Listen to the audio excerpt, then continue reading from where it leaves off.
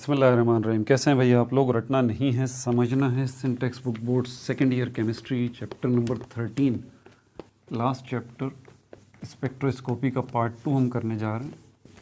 Part 1 जिसने नहीं देखा वो देख लीजिए। अब जो हम करने जा रहे हैं मेथड्स ऑफ स्पेक्ट्रोस्कोपी, और इसके अंदर मेथड्स ऑफ स्पेक्ट्रोस्कोपी और इसके अंदर मेथड्स ऑफ स्पेक्ट्रोस्कोपी। और इसमें पहला मेथड जो है वो हम करने जा रहे हैं इंफ्रारेड स्पेक्ट्रोस्कोपी। इंफ्रारेड यानी कि IR, जिसको इन शॉर्ट कहा जाता है, इंफ्रारेड स्पेक्ट्रोस्कोपी। कॉपी पेन से ले लीजिए, लेक्चर को नोट करना है और मुस्कुराते रहना है। स्पेक्ट्रोस्कोपी का बुनियादी सेंट्रल आइडिया आइडेंटिफिकेशन, पहचान कंपाउंड्स की, क्या आया ये चीज़ कौन सी है, ठीक है, ये है। तो ऑब्वियस सी बात है कि इसके अंदर जितने मेथड्स होंगे उनके अंदर भी बुनियादी काम हमारा यही होगा कि हमें इस कंपाउंड को पहचानना है कि ये है क्या भला, ठीक है। कंपाउंड्स हमारे पास इनऑर्गेनिक भी होते हैं, ऑर्गेनिक भी होते हैं। यहाँ पर हम ऑर्गेनिक कंपाउंड्स की बात कर रहे हैं। ऑर्गेनिक कंपाउंड्स जैसे कि नोमेनक्लेचर में भी आपने देखा है, हमने दो बुनियादी कैटेगरीज़ में डिवाइड कर दिया था। एक वो जिनके अंदर कार्बोनाइल ग्रुप मौजूद है, दूसरे वो जिनके अंदर कार्बोनाइल ग्रुप मौजूद नहीं है। वो ऑर्गेनिक कंपाउंड्स जिनके अंदर कार्बोनाइल ग्रुप मौजूद नहीं है, उसमें अल्केन है, अल्कीन है, अल्काइन है, ईथर है, अमाइन है, फिनॉल है, अल्कोहल है। ये 7 जो हैं, इससे और भी हैं आपकी बुक में जो दिए हुए हैं, ये 7 वो हैं जिनमें कहीं भी आपको ये कार्बोनाइल ग्रुप नज़र नहीं आएगा।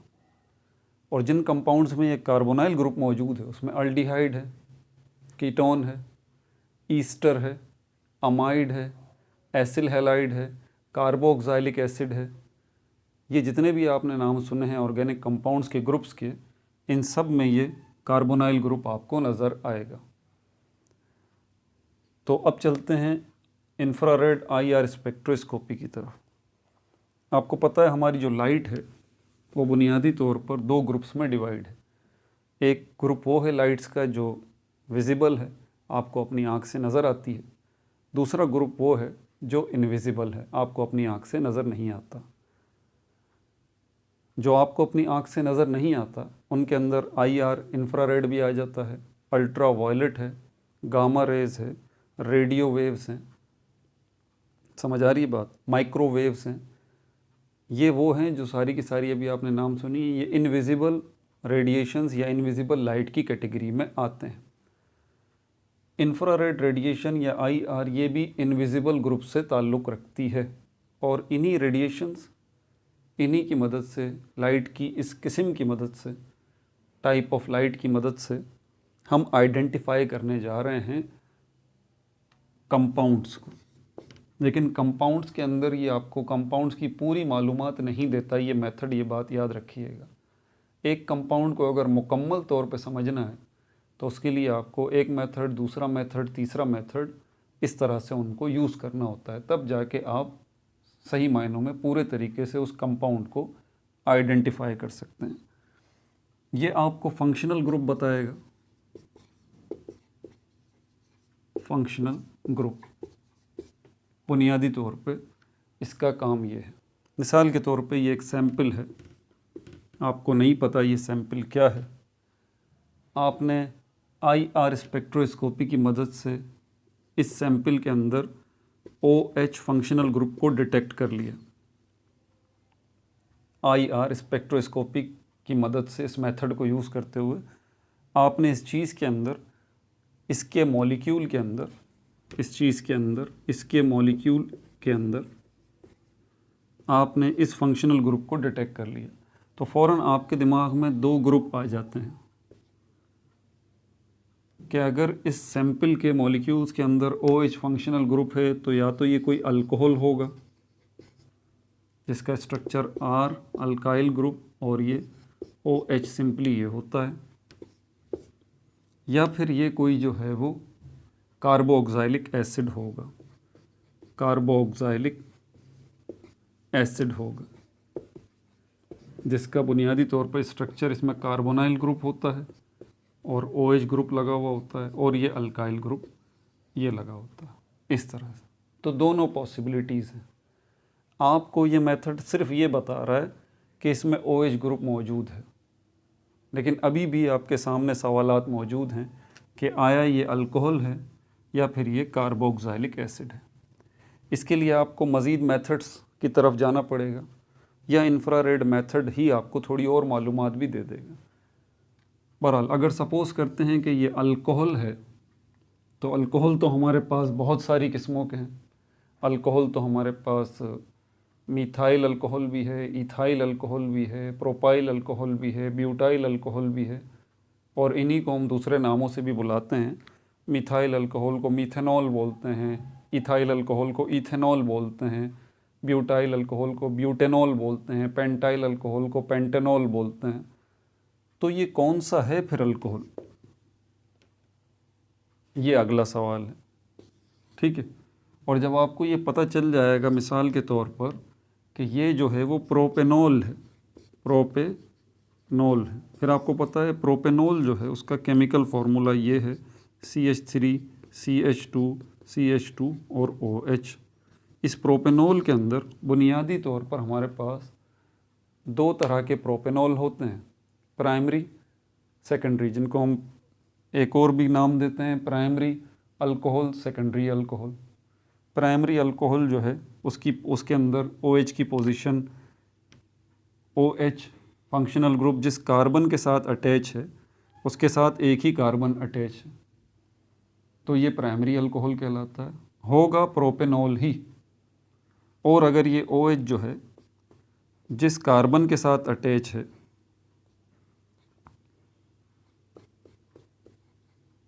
जिस कार्बन के साथ ये OH जिस कार्बन के साथ अटैच है वो कार्बन दो कार्बन के साथ जुड़ा हुआ है, यहाँ से ये कार्बन इस वाले कार्बन के साथ जुड़ा हुआ है, यहाँ से ये कार्बन इस वाले कार्बन के साथ जुड़ा हुआ है।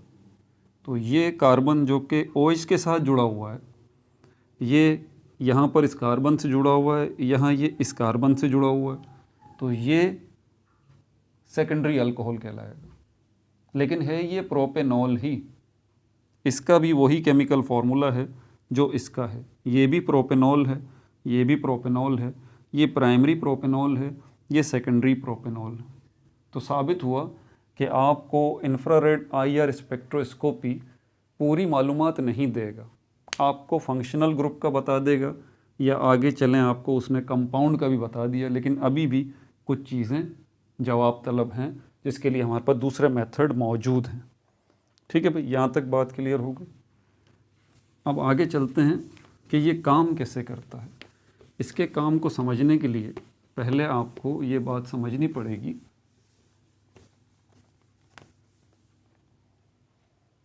कि किसी भी चीज़ के अंदर ये जो एक सैंपल है, सपोज करते हैं कि ये अल्कोहल का सैंपल है, ये अल्कोहल है और ये अल्कोहल के अंदर ये इथेनॉल है, इसका केमिकल फार्मूला है CH3 CH2 OH, ये इसका केमिकल फार्मूला। तो ये जो सैंपल है ये अल्कोहल है, और कौन सा अल्कोहल है, इथेनॉल है, इसका केमिकल फार्मूला ये है। तो कोई सी भी चीज़ हो, ये बुनियादी बात याद रखिएगा, उसके अंदर जो पार्टिकल्स हैं ना वो हर वक्त हालत हरकत में है, इन अ स्टेट ऑफ मोशन। ठीक है, और ये किस किस्म की हरकत होती है, ये भी चीज़ पार्टिकल्स से मिलके बनी है, आप भी मैं भी, हम सब पार्टिकल्स से ही मिलके बने हैं। और जिस तरह ये अल्कोहल है ये भी पार्टिकल्स से मिलके बना है। पार्टिकल जो है हमारे पास, मॉलिक्यूल उसको भी पार्टिकल कहते हैं, एटम उसको भी पार्टिकल कहते हैं, आयन उसको भी पार्टिकल कहते हैं, ये सबका नाम है। तो मॉलिक्यूल जो है यहाँ पर, मॉलिक्यूल को अगर हम लें, क्योंकि और सारी चीज़ों के अंदर ज़रूरी नहीं है कि मॉलिक्यूल ही हो सकता है कि चीज़ों के अंदर जो है वो सिर्फ एटम्स मौजूद हों, मॉलिक्यूल ना हो। Molecule basically group of atoms को कहते हैं। तो ज़रूरी नहीं है कि चीज़ों के अंदर एटम्स ने ये ग्रुप बना रखे हों, ठीक है। वैसे ही एटम्स जो हैं वो एक जगह पर इकट्ठे भी हो सकते हैं। तो ये बुनियादी चीज़ है, इस बात को जहन में रखिएगा। तो बहरहाल बात इसकी चल रही थी कि ये अल्कोहल है और ये अल्कोहल इथेनॉल है और ये मॉलिक्यूल्स से मिलके बना है। ये रहा वो मॉलिक्यूल। अब इसके अंदर जितने पार्टिकल्स हैं सब के सब हालत हरकत में हैं, जितने एटम्स हैं सब के सब हालत हरकत में हैं। मैं यहाँ पर दिखाता हूँ, ये कार्बन के साथ 3 हाइड्रोजन लगे हुए हैं, हाइड्रोजन हाइड्रोजन। इस कार्बन के साथ 2 हाइड्रोजन लगे हुए हैं, इस कार्बन के साथ ऑक्सीजन लगा हुआ है और इस ऑक्सीजन के साथ ये हाइड्रोजन लगा हुआ है। ये जितने आपको एटम्स नज़र आ रहे हैं ये सब हालत हरकत में है। और अगर ये हालत हरकत में है तो डेफिनेटली ये पूरा का पूरा मॉलिक्यूल भी हालत हरकत में होगा, इन अ स्टेट ऑफ मोशन होगा, ठीक है। ये बात समझ में आ रही। अब ये हरकत जो है, ये मोशन जो है, ये कौन सी हरकत है, ये मोशन कौन सा है जो कि ये हाइड्रोजन भी कर रहा है, कार्बन भी कर रहा है, ये कार्बन भी कर रहा है, ऑक्सीजन भी, हाइड्रोजन भी। इसको हम कहते हैं वाइब्रेटरी मोशन। Vibratory motion. ये वाइब्रेटरी मोशन जो है ये 2 टाइप की होती है, ये 2 टाइप की होती है। इसको जो है वो हम बॉन्ड स्ट्रेचिंग भी कहते हैं, बॉन्ड स्ट्रेचिंग भी कहते हैं, और इसको हम जो है वो बॉन्ड बेंडिंग भी कहते हैं, बॉन्ड बेंडिंग भी कहते हैं। बॉन्ड स्ट्रेचिंग के अंदर लेंथ ऑफ बॉन्ड जो है, लेंथ ऑफ बॉन्ड ये कम ज़्यादा हो रहा होता है, और बॉन्ड बेंडिंग के अंदर angle of bond, angle of bond ये वाइब्रेट कर रहा होता है, एंगल ऑफ बॉन्ड ये वाइब्रेट कर रहा होता है। तो क्या बताया मैंने कि ये जो सैंपल है इसमें जो ये मॉलिक्यूल्स हैं, ये सैंपल अल्कोहल है और ये अल्कोहल कौन सा है, इथेनॉल, और उसका ये केमिकल फार्मूला, ये इसके अंदर मॉलिक्यूल है। ये मैंने बताया कि इस मॉलिक्यूल के अंदर जितने एटम्स हैं सब हालत हरकत में, सब मोशन में है। और ये कौन सा मोशन है, ये वाइब्रेटरी मोशन है। और ये वाइब्रेटरी मोशन 2 तरह का है। एक को कहते हैं बॉन्ड स्ट्रेचिंग, जिसमें बॉन्ड की लेंथ कम ज़्यादा हो रही होती है, और दूसरा बॉन्ड बेंडिंग, जिसमें बॉन्ड का एंगल कम ज़्यादा हो रहा होता है। वाइब्रेशन बज़ाते ख़ुद किस किस्म की हरकत होती है?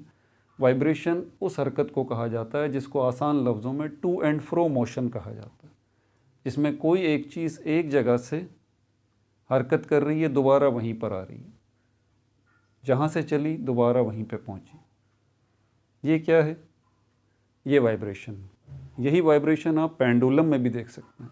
पेंडुलम यहाँ से चलता है, दोबारा यहीं आ जाता है, फिर यहाँ से चलता है, दोबारा यहीं आ जाता है। इस किस्म की हरकत को वाइब्रेशन कहते हैं। जहाँ से सफ़र शुरू किया दोबारा वहीं पर आ गए। अब अगर ये सफ़र लंबाई में हो रहा हो तो हम इसको कहते हैं bond stretching, length of bond. यानी कि ये, अब बात को समझिएगा, अगर मैं कह रहा हूँ ना कि ये हाइड्रोजन हरकत में है तो ये हाइड्रोजन का एटम हरकत में कैसे है, ये कार्बन का एटम हरकत में है तो ये हरकत में कैसे है, इनके दरमियान ये जो बॉन्ड बना है ना, ये अप एंड डाउन हो रहा है, अप एंड डाउन हो रहा है इस तरह। इसी तरह ये कार्बन और ये हाइड्रोजन के दरमियान जो हाइड्रोजन है, कार्बन और हाइड्रोजन के दरमियान ये जो बॉन्ड है ये भी क्या हो रहा है, अप एंड डाउन हो रहा है इस तरह से। तो ये कौन सी वाइब्रेशन है जिसमें बॉन्ड की लेंथ जो है वो कम ज़्यादा हो रही है? ये वाइब्रेशन जो है वो बॉन्ड स्ट्रेचिंग है, जिसमें लेंथ ऑफ बॉन्ड कम ज़्यादा हो रही है इस तरह से, ठीक है। इसी तरह ये कार्बन जो है ये भी अप एंड डाउन हो रहा है। इसी तरह ये हाइड्रोजन भी, ये हाइड्रोजन भी, हाइड्रोजन फॉरवर्ड बैकवर्ड फॉरवर्ड, मतलब यहाँ पर हर एटम जो है वो आपको इसी तरह की हरकत करता हुआ नज़र आएगा, लेकिन एक सीध में, एक लाइन में, ठीक है। ये टेढ़ा नहीं होगा, ऐसा नहीं होगा कि यहाँ से अगर ये एक लाइन में हरकत हो रही है, तो ये भी तो हरकत है। ये कौन सी हरकत है? और ये बिल्कुल है भी वाइब्रेशन। ये बात जहन में रखिएगा कि हरकत ये वाली हो या हरकत ये वाली हो, दोनों किस्म की हरकत के अंदर, दोनों किस्म की हरकत को आप बुनियादी नाम क्या देंगे? वाइब्रेशन का। क्योंकि टू एंड फ्रो मोशन तो हो रहा है ना, आगे पीछे हरकत तो हो रही है ना, चाहे एक लाइन में, लंबाई में, लेंथ में आगे पीछे हरकत हो रही हो, या फिर एंगल में हरकत हो रही हो। इस तरह से कि आप देखें ये बॉन्ड जो है इसका एंगल चेंज हो रहा है। तो दोनों सूरतों में वाइब्रेशन आप देख रहे हैं, दोनों सूरतों के अंदर। एक सूरत ये है जिसके अंदर लंबाई की सूरत में वाइब्रेशन देख रहे हैं बॉन्ड में, दूसरी सूरत ये है जिसमें आप बॉन्ड के एंगल में जो चेंज आ रहा है उसकी सूरत में वाइब्रेशन देख रहे हैं। तो अगर बॉन्ड की लंबाई की सूरत में वाइब्रेशन हो रही हो तो ये कहलाएगी बॉन्ड स्ट्रेचिंग, और अगर बॉन्ड के एंगल की सूरत में वाइब्रेशन हो रही हो तो ये कहलाएगी बॉन्ड बेंडिंग। इसको अच्छी तरह अपने पास नोट कर लें, क्योंकि इन्हीं के ऊपर अब आगे आने वाली बात डिपेंड करती है। तो यहाँ पर इस मॉलिक्यूल को अगर हम देखें, अब इथेनॉल के मॉलिक्यूल को, तो इसमें ये जो हाइड्रोजन है ये दो किस्म की वाइब्रेशंस में मुब्तला है। ये हाइड्रोजन जो है वो बॉन्ड स्ट्रेचिंग वाइब्रेशन भी कर रहा है, इस बॉन्ड की लंबाई में भी कमी ज़्यादती हो रही है, और इसके साथ साथ ये हाइड्रोजन जो है वो बॉन्ड बेंडिंग वाइब्रेशन में भी मुब्तला है। मतलब ये दो किस्म की vibration at the same time ये कर रहा है। यही हाइड्रोजन बॉन्ड स्ट्रेचिंग भी कर रहा है, यही हाइड्रोजन बॉन्ड बेंडिंग भी कर रहा है। इसकी हरकत इस तरह से होगी, मेरे हाथ की हरकत को देखें, यहाँ पर देखें हाइड्रोजन लगा हुआ और इसी तरह ये होते होते ये वाली हरकत भी हो रही है इस हाइड्रोजन की, इसका एंगल भी। लेकिन भूलिएगा नहीं, चाहे लेंथ की सूरत में हो रही हो या एंगल की सूरत में हो रही हो, ये हरकत है कौन सी? ये वाइब्रेटरी मोशन है। ये बात जहन में रखिएगा। तो दो किस्म की वाइब्रेशन हर पार्टिकल आपको दिखाता है, ये भी दिखाता है, ये भी दिखाता है, ये भी दिखाता है, ये भी दिखाता है। IR स्पेक्ट्रोस्कोपी में जो इंफ्रारेड हैं वो क्या करती हैं? वो इंफ्रारेड जाके इन बॉन्ड्स को हिट करती हैं। इंफ्रारेड जो है वो जाके इन बॉन्ड्स को हिट करती हैं। जब मैं कह रहा हूँ कि ये जो सैंपल है, ये जो सैंपल है जिसको आपने चेक करना है, आपको पता नहीं है ये क्या है, जब इस पे इंफ्रारेड हिट करेंगी जाके, IR इस पे जाके जब हिट करेंगी तो इसके अंदर किसको जाके हिट करेंगी? ऑब्वियस सी बात है, इसके मॉलिक्यूल्स को ही। और मॉलिक्यूल्स के अंदर जाके किसको हिट करेंगी? एटम्स को। और एटम्स में जाके किसको हिट करेंगी? उस बॉन्ड को। ये बात ध्यान में रखिएगा। तो ये इंफ्रारेड जाके इस सैंपल को हिट कर रही हैं, जिसके बारे में हम जानना चाहते हैं कि सैंपल है क्या भला। और उस सैंपल के अंदर जाके किसको हिट करेंगी? मॉलिक्यूल को। और उस मॉलिक्यूल के अंदर जाके किसको हिट करेंगी? एटम्स को।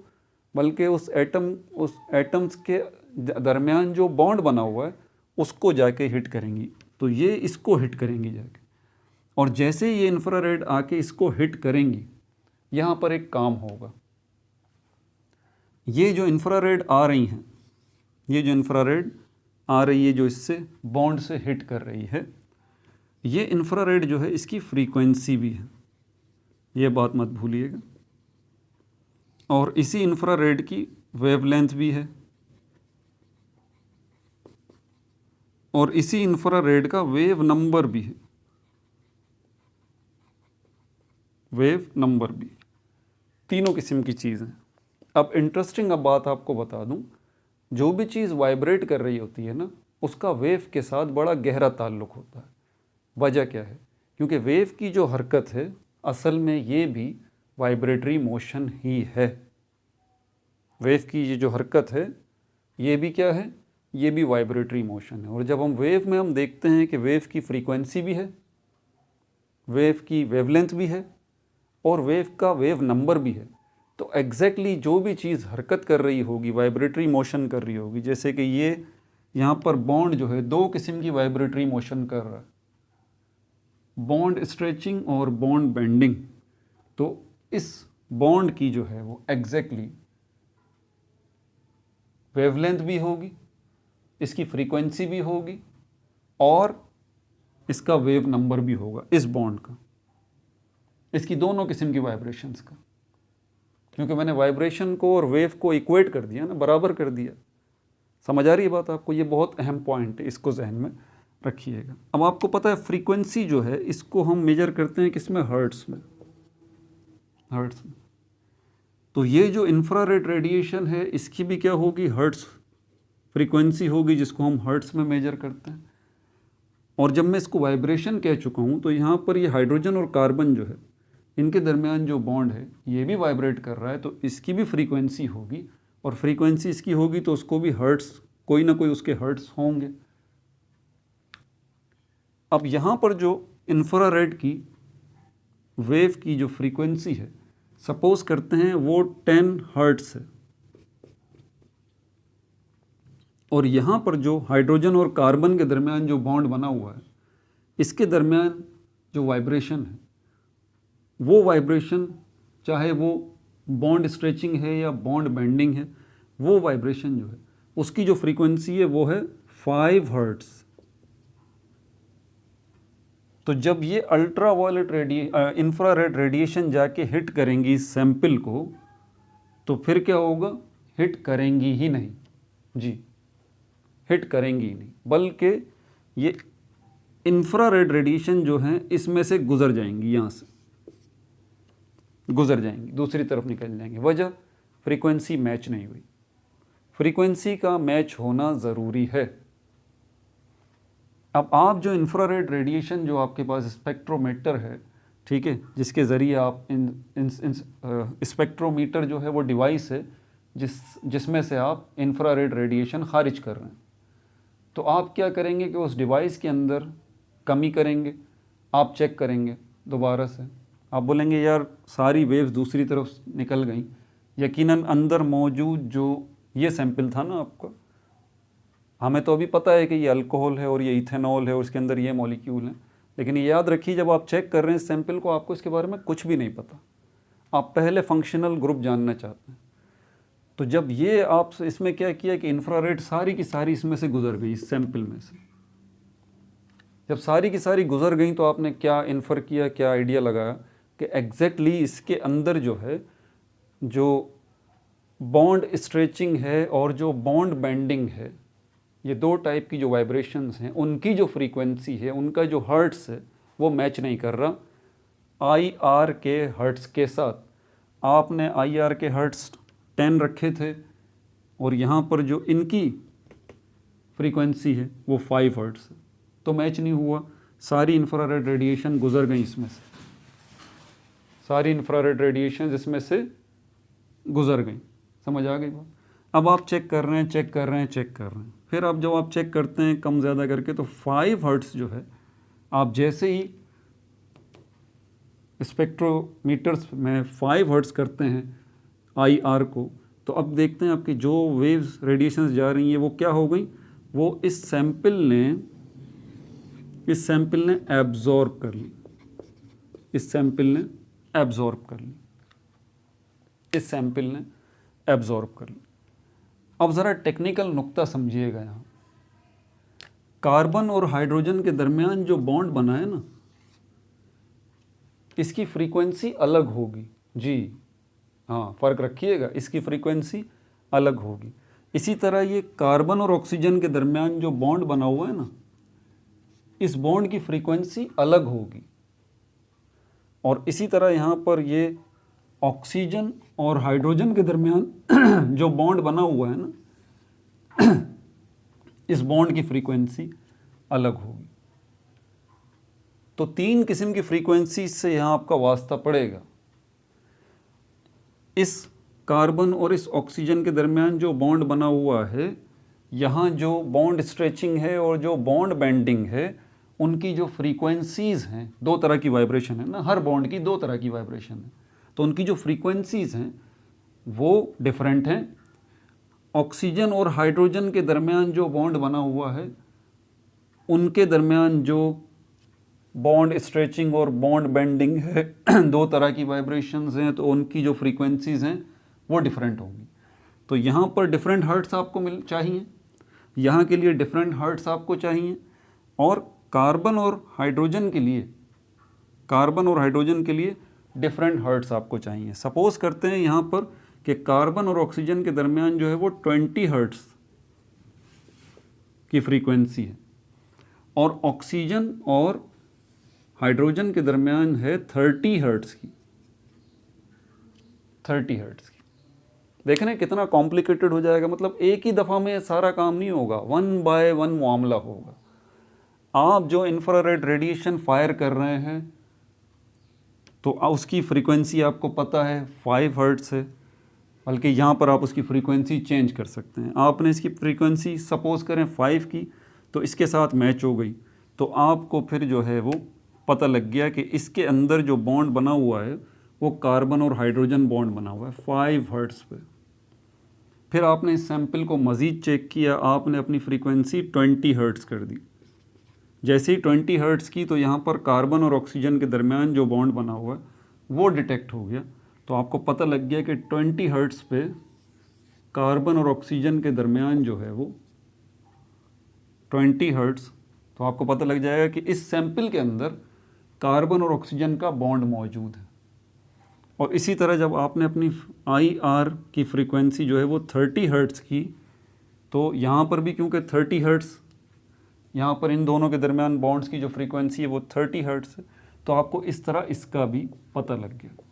तो डिफरेंट रेंज ऑफ फ्रीक्वेंसी से जब आप चेक करते रहे तो आपको फिर जो है वो पता लगता गया, क्योंकि और इस 30 हर्ट्स, 20 हर्ट्स और 5 हर्ट्स के अलावा आपने IR के जो भी हर्ट्स रखे थे वो तो ये सैंपल एब्जॉर्ब कर ही नहीं रहा था, क्योंकि फ्रीक्वेंसी मैच नहीं कर रही थी। 3 जगहों पर इसने यहाँ पर फ्रीक्वेंसी मैच हुई है। कौन कौन सी? एक तो ये 5 हर्ट्स पे फ्रीक्वेंसी मैच हुई। आपको पता है कि 5 हर्ट्स के ऊपर अगर फ्रीक्वेंसी मैच कर जाए, आपके पास पूरा टेबल होता है, एक टेबल होता है जिसमें ये सारी डिटेल मौजूद होती है कि ऑक्सीजन और हाइड्रोजन के दरमियान जो बॉन्ड है वो कितने हर्ट्स पे है, और जो है वो कार्बन और ऑक्सीजन के दरमियान जो बॉन्ड है वो कितने हर्ट्स पे है, और कार्बन और हाइड्रोजन के दरमियान जो बॉन्ड है वो कितने हर्ट्स पे। ये टेबल के ऊपर आपके पास वैल्यूज़ लिखी हुई हैं। समझ में आ रही है बात आपको? ये टेबल पे वैल्यूज़ लिखी हुई हैं। फिर जब आप ये एक्सपेरिमेंट कर रहे थे तो आपकी ये 5 हर्ट्स पे इसने एब्जॉर्ब किया, 20 हर्ट्स पे भी सैंपल ने IR रेडिएशन को एब्जॉर्ब किया, और 30 हर्ट्स पे भी इस सैंपल ने IR रेडिएशन को एब्जॉर्ब किया। 3 केसेस में इस सैंपल ने IR रेडिएशन को एब्जॉर्ब किया। और जब आपने चेक किया कि यार कितने हर्ट्स के ऊपर एब्जॉर्प्शन हुई है, तो 5 हर्ट्स पे आपको एब्जॉर्प्शन नज़र आई, तो आप समझ गए कि यार इसके अंदर कौन सा बॉन्ड मौजूद है, इसके अंदर जो है कार्बन और हाइड्रोजन मौजूद है। फिर आपने देखा 20 हर्ट्स पे भी इसमें इस सैंपल ने रेडिएशंस को एब्जॉर्ब किया, तो आपने बोला कि इसके अंदर क्या मौजूद है, इसमें एग्जैक्टली कार्बन और ऑक्सीजन का बॉन्ड मौजूद है। और जब आपने जो है वो 30 हर्ट्स पे चेक किया, ठीक है, तो फिर इसके अंदर आपको क्या मिला, इसके अंदर आपको जो है जब आपने देखा कि 30 हर्ट्स वाली रेडिएशन, IR रेडिएशन ये सैंपल एब्जॉर्ब कर रहा है, तो इसका मतलब इसके अंदर क्या मौजूद है, OH मौजूद है। इस तरह से जब आपने OH को देखा तो आप फ़ौरन समझ गए कि हो ना हो ये जो सैंपल है ये या तो कोई अल्कोहल है या तो कोई कार्बोक्सिलिक एसिड है, क्योंकि इन दोनों के अंदर OH मौजूद होता है। और फिर जब आपने इसको देखा कि इस सैंपल के अंदर कार्बन और ऑक्सीजन भी मौजूद है, और कार्बन और ऑक्सीजन जो ये मौजूद है ये डबल बॉन्ड वाला नहीं है जी, ये वाला नहीं है, इसके हर्ट्स अलग हैं, ये वाला सिंगल बॉन्ड वाला। तो फिर आप समझ गए कि इसके अंदर OH मौजूद है, तो ये OH का जो O है ये कार्बन के साथ अटैच है।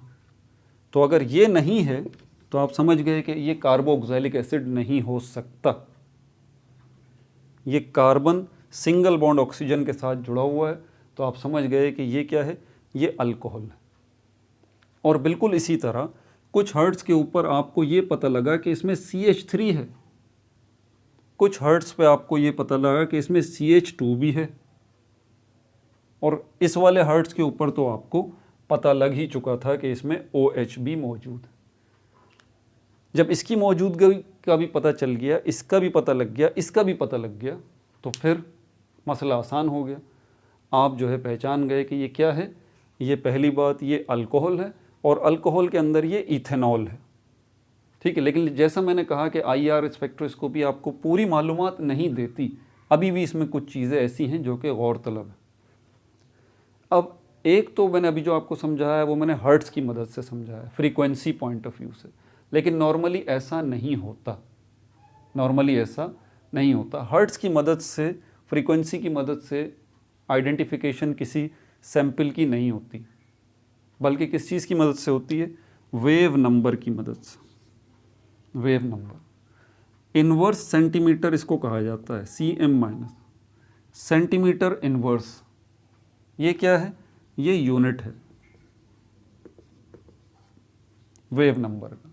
तो याद रहे कि अब वही बात भूलिएगा मत, वही बात जो मैंने आपको हर्ट्ज़ से समझाई है, सारी डिटेल जो मैंने आपको हर्ट्ज़ से समझाई है, वही बात अब आप जो है वो इस वेव नंबर से जहन में रख लें। क्योंकि जब मैं यहाँ पर इस बॉन्ड की वाइब्रेशन को वेव के साथ कनेक्ट कर चुका हूँ, तो फिर मैं तीन चीज़ों को और भी कनेक्ट कर चुका हूँ। मैंने पहले ही बताया था, इंफ्रारेड रेडिएशन के अंदर फ्रीक्वेंसी भी है, वेवलेंथ भी है, वेव नंबर भी है। तो यहाँ पर जो दो किस्म की वाइब्रेशंस हैं जो कि बिल्कुल इक्वेट कर रही हैं, इक्वल हैं वेव से, तो एग्जैक्टली इन दो किस्म की वाइब्रेशंस में, इस बॉन्ड स्ट्रेचिंग में, बॉन्ड बेंडिंग में फ्रीक्वेंसी भी है, वेवलेंथ भी है, वेव नंबर भी है। अब हम किससे करेंगे, जो कि नॉर्मली होता है, इस फ्रीक्वेंसी से नहीं होता, वेवलेंथ से नहीं होता, बल्कि वेव नंबर से होता है। तो हम यहाँ देखेंगे स्पेसिफिक वेव नंबर इस स्पेसिफिक वेव नंबर के साथ मैच करती है या नहीं करती यहाँ पर, ठीक है। लेकिन ये फ्रीक्वेंसी को मत भूलिएगा, क्योंकि फ्रीक्वेंसी की बुनियादी चीज़, बुनियादी काम जो यहाँ फ्रीक्वेंसी का है, क्योंकि जब तक फ्रीक्वेंसी मैच नहीं होगी, ये जो है वेव एब्जॉर्ब करेगा ही नहीं, ये सैंपल आपका इंफ्रारेड रेडिएशन को एब्जॉर्ब करेगा ही नहीं, ठीक है भाई। अब ये सारी बातें हमें पता कैसे चली, एक ग्राफ की मदद से, एक ग्राफ की मदद से।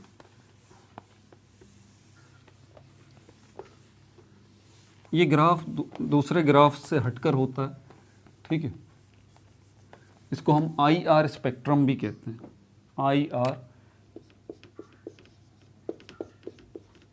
IR स्पेक्ट्रम, आसान लफ्ज़ों में ग्राफ। किस तरह का होता है, ये इस तरह का होता है, ठीक है।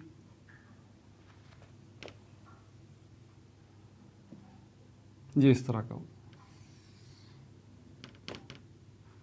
है। ये जो पोर्शन है ये आपको बताता है यहाँ पर ट्रांसमिटेंस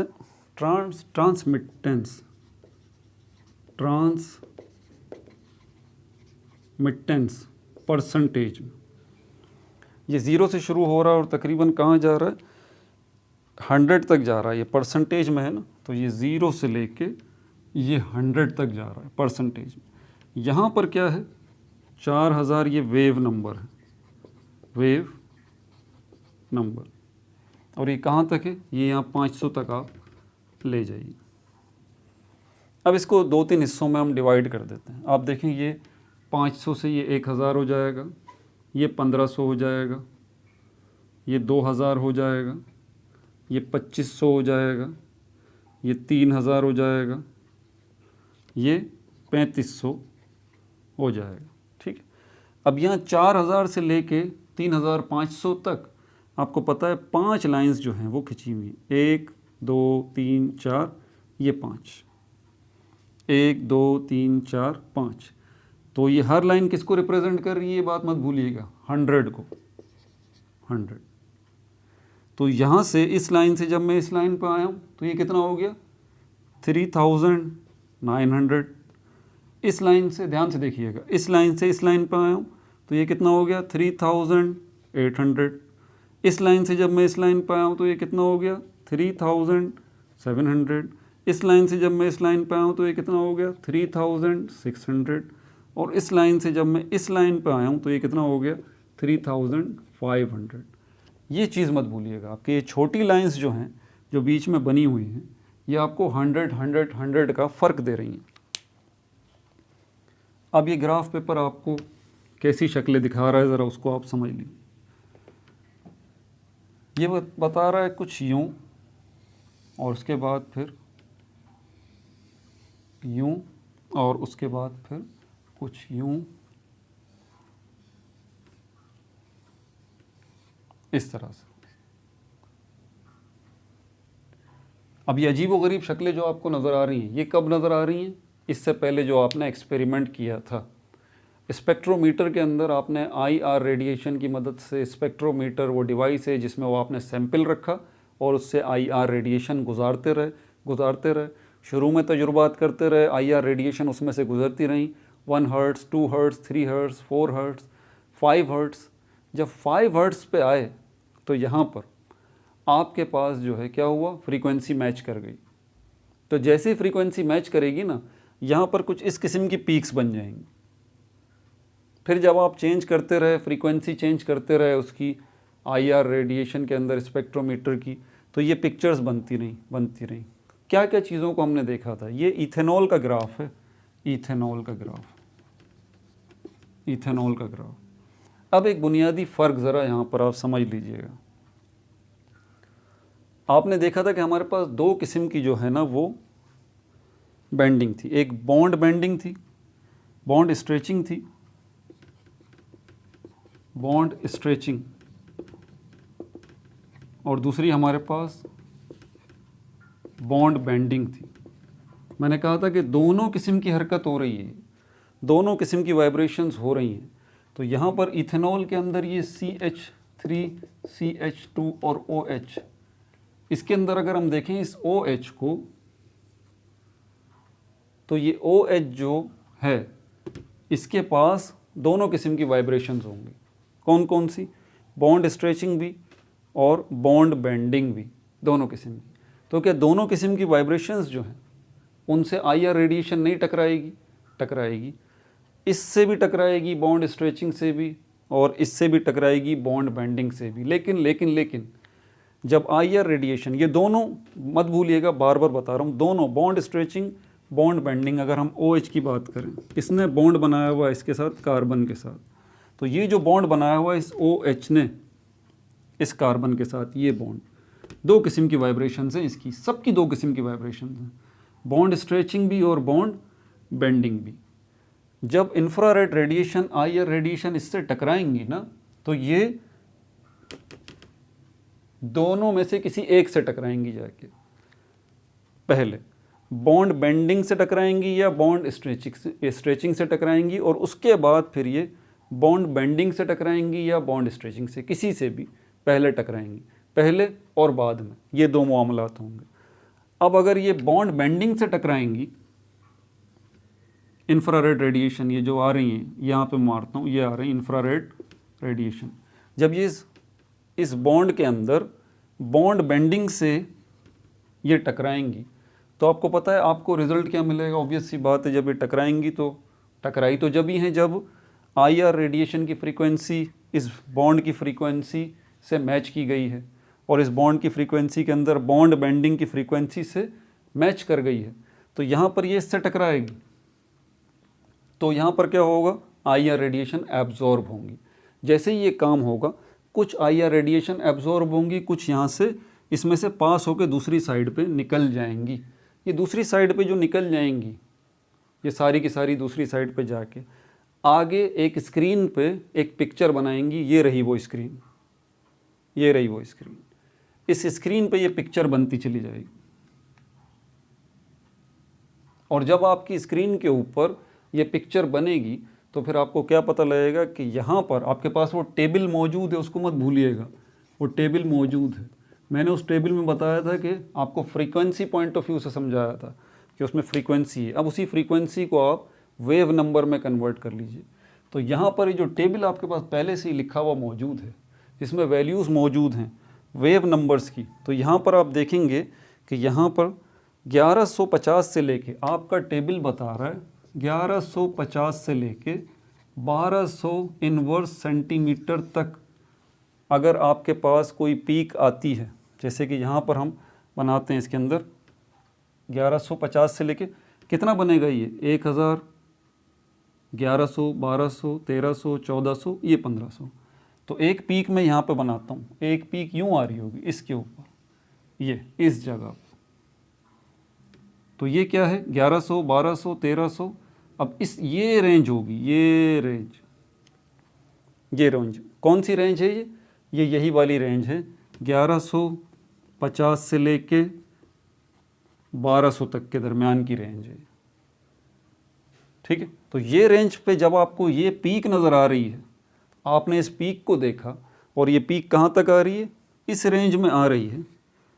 और फिर जब आपने टेबल निकाला और टेबल से मैच किया डेटा को, तो आपके टेबल ने बताया कि भाई ये 1150 से लेके 1200 तक के अगर इन्वर्स सेंटीमीटर की वेव नंबर आ रहे हैं, तो ये आपका टेबल बता रहा है कि ये OH है। तो ये क्या है, ये OH है। तो आप पहचान गए कि ये जो है वो क्या है, ये OH है। क्यों? क्योंकि 1150 और 1200 पे आपको वेव नंबर्स जो हैं वो मिल रहे हैं।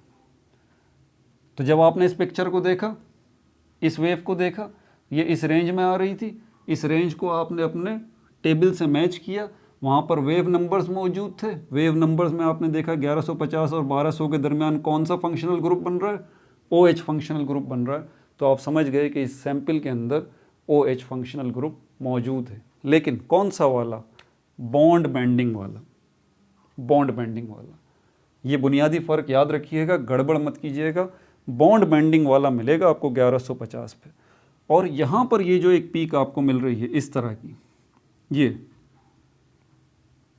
पीक जो है किस पर आ रही है, तकरीबन हम सपोज़ करते हैं ये 3500 और 3000 के दरमियान है ना। तो ये आपको 3400, 3300, 3200 इसके दरमियान आ रही है ये वाली। तो आपने जब देखा कि ये जो एक पीक आ रही है, आप इन पीक्स पे नज़र रखेंगे, तो ये जो पीक आ रही है ये किसके दरमियान आ रही है, इन दोनों के दरमियान। तो आप जब अपने टेबल को मैच करेंगे तो इन वैल्यूज़ को देखेंगे जो कि 3500 से 3000 के दरमियान आ रही है, तो आपको वहाँ पर OH नज़र आएगा दोबारा। तो आप समझ जाएंगे कि ये जो 35 से 300 के दरमियान OH नज़र आ रहा है, ये कौन सा OH है, फंक्शनल ग्रुप तो है, लेकिन ये आपको कहाँ से मिल रहा है, बॉन्ड स्ट्रेचिंग से। मैंने कहा ना कि अलग अलग मिलेगा, आपको अलग अलग मिलेगा। तो OH आपको दो तरह से मिलेगा, दो तरह से मिलेगा। आपकी बुक के अंदर इन्होंने OH को जो है वो 1150 और 1200 पे ही सिर्फ दिखाया है सेकेंड ईयर केमिस्ट्री के अंदर। और आप यकीन करें ये इन्होंने तबाही कर दी जो इन्होंने बॉन्ड बेंडिंग को उठा के यहाँ पर डेटा में दे दिया। वरना नॉर्मली टेक्स्ट बुक के अंदर ऐसा नहीं होता। जो बच्चे मुझे सुन भी रहे होंगे वो बोल रहे होंगे इस बात पे कि सर आप ये बॉन्ड बेंडिंग की वेव नंबर्स क्यों यहाँ पे बता रहे हैं, आप सिर्फ बॉन्ड स्ट्रेचिंग की ये वाली बताएं, OH इस पे भी तो मिल रहा है, OH इस पे भी तो मिल रहा है, ये देखिए। तो आप सिर्फ बॉन्ड स्ट्रेचिंग वाली जो है वो वेव नंबर बता दीजिए, ये वाली OH, ये वाली पीक जो है OH को रिप्रेजेंट कर रही है और ये बॉन्ड बेंडिंग बॉन्ड स्ट्रेचिंग की है। लेकिन हमारी कमबख्ती ये है कि हमारी बुक के अंदर ये जो है इन्होंने बॉन्ड बेंडिंग जो है उसके हिसाब से वैल्यूज़ दे रखी हैं 1150 से 1200 तक, इसलिए मुझे ये इतनी तकरीर करनी पड़ रही है। बहरहाल जिन बच्चों के पास ये सिर्फ बॉन्ड स्ट्रेचिंग वाला होगा, ये बॉन्ड बेंडिंग वाला नहीं होगा, तो उन्होंने भी ये चीज़ सीख ली। ज़रूरी नहीं है कि यही आए एग्ज़ाम में, ये बॉन्ड बेंडिंग वाला भी आ सकता है। ठीक है भाई। तो आपने जब इस सैंपल को डिटेक्ट किया तो फिर आपका जो है वो ये ग्राफ पेपर आपको क्या बता रहा है, ये पीक्स से पता लग गया आपको कि ये OH है। आपके पास टेबल मौजूद है, आपने उससे मैच किया। ठीक है, आपके टेबल पे ये रेंज बता रहा है कि इस रेंज में भाई OH मौजूद है। तो आप समझ गए कि इस रेंज वाला जो OH है ये कहाँ से मिल रहा है आपको, बॉन्ड स्ट्रेचिंग से। और जब आपने इस वाली पीक को देखा कि इस रेंज में ये OH आ रहा है, तो आप समझ गए कि ये वही OH है, लेकिन कौन सी वाइब्रेशन है, ये बॉन्ड बेंडिंग वाली वाइब्रेशन है। ठीक है। अब और इसके अलावा कौन कौन सी दी हैं, बस वीडियो को एंड करते हैं यहाँ पर। कार्बन ऑक्सीजन जो है, कार्बन और ऑक्सीजन, इसका इन्होंने बताया कि तकरीबन 1050 से लेके 1100 तक, 1050 से लेके 1100 तक इन्वर्स सेंटीमीटर। ये अगर आपको कोई पीक मिलती है 1050-1100 पे, तो इसका मतलब क्या है? इसका मतलब ये है कि ये कार्बन और ऑक्सीजन यहाँ पे मौजूद है, कार्बन और ऑक्सीजन यहाँ पे मौजूद है। लेकिन अगेन ये जो कार्बन और ऑक्सीजन है, कार्बन और ऑक्सीजन की ये जो आपको वेव नंबर्स मिल रहे हैं कार्बन और ऑक्सीजन के लिए, अब यहाँ देख लीजिए कहाँ पर है, इसी जगह पर कितना है 1050 से लेके 1100, मतलब ये लगभग ये वाली पीक है, ये वाली पीक, ये देखें बिल्कुल इसके इस रेंज में आ रही है, इस रेंज में आ रही है, ठीक है। तो यहाँ पर ये हो गया हमारे पास C और O, लेकिन वही बात है कि ये CO कौन सा है, ये बॉन्ड बेंडिंग वाला है या बॉन्ड स्ट्रेचिंग वाला है? तो भाई ये भी बॉन्ड बेंडिंग वाला ही है आपके पास, 1150 से लेके 1200 तक, ठीक है। अब जो है आखिर में आपके पास जो बुक में दिया हुआ है, ये इन्होंने मेहरबानी करके बॉन्ड स्ट्रेचिंग जो है, सॉरी ये यहाँ पर थोड़ी मिस्टेक हो गई मुझसे, ये जो कार्बन और ऑक्सीजन वाला है ये बॉन्ड बेंडिंग वाला नहीं है, बल्कि ये जो है वो ये बॉन्ड स्ट्रेचिंग वाला है, बॉन्ड स्ट्रेचिंग, बॉन्ड स्ट्रेचिंग वाला है, ठीक है। इससे पहले वाली ये जो वैल्यूज़ थी बता दिया मैंने आपको, ये बॉन्ड बेंडिंग की थी OH के लिए, और ये जो हमारे पास CO ये किसकी हैं? बॉन्ड स्ट्रेचिंग की है, ठीक है भाई। OH की भी बात हो गई, CO की भी हो गई आपकी बुक के मुताबिक। और यहाँ पर अब कार्बन और हाइड्रोजन, इसकी इसने रेंज बताई है, इसने रेंज बताई है 1400 इन्वर्स सेंटीमीटर, 1500 इन्वर्स सेंटीमीटर, दो किस्म के इसने बताए, 1400 inverse centimetre, 1500 inverse centimetre carbon और हाइड्रोजन की।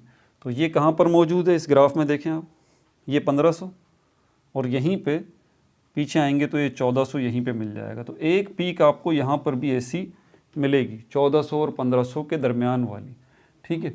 ये जो वो पीक है ये कार्बन और हाइड्रोजन वाली 1400 और 1500 वाली, ये भी कौन सी है हमारे पास? ये बॉन्ड बेंडिंग वाली, बॉन्ड बेंडिंग वाली है, बॉन्ड स्ट्रेचिंग वाली नहीं, ठीक है भाई। बस इजाज़त चाहते हैं आपसे यार, कोशिश तो की है इसको समझाने की कि बॉन्ड स्ट्रेचिंग और बॉन्ड बेंडिंग दोनों की वैल्यूज़ को एक साथ लेके चला जाए, लेकिन यकीन करें वाकई ये काफ़ी मुश्किल था, आसान नहीं था। मेरा ख़ुद बुरा हाल हो गया है सिर्फ इसको समझाने के लिए कि बैक वक्त ये दोनों वैल्यूज़ आपके दिमाग शरीफ में कैसे डालूं।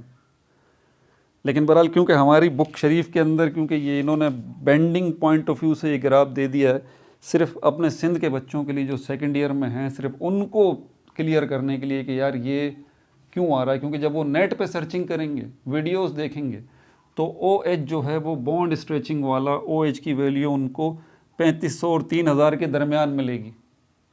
तो सर पकड़ के बैठे हुए होंगे कि यार हमारी बुक के अंदर तो OH बॉन्ड जो है उसको 1150 और 1200 इन्वर्स सेंटीमीटर में दे रखा है, और ये 1150 और 1200 इंटरनेट पे है ही नहीं कहीं, ढूंढ ढूंढ के पागल हो गए। बिल्कुल इन डेप्थ जाके जब स्टडी किया तब जाके पता चला है कि भाई ये भी फ़र्क होता है, बॉन्ड स्ट्रेचिंग बॉन्ड बेंडिंग की भी अलग अलग वैल्यूज़ होती हैं एक ही फंक्शनल ग्रुप की, ये प्रॉब्लम। ठीक है भाई, बहरहाल अपना बहुत ज़्यादा ख्याल रखिएगा। No like no subscribe, only share.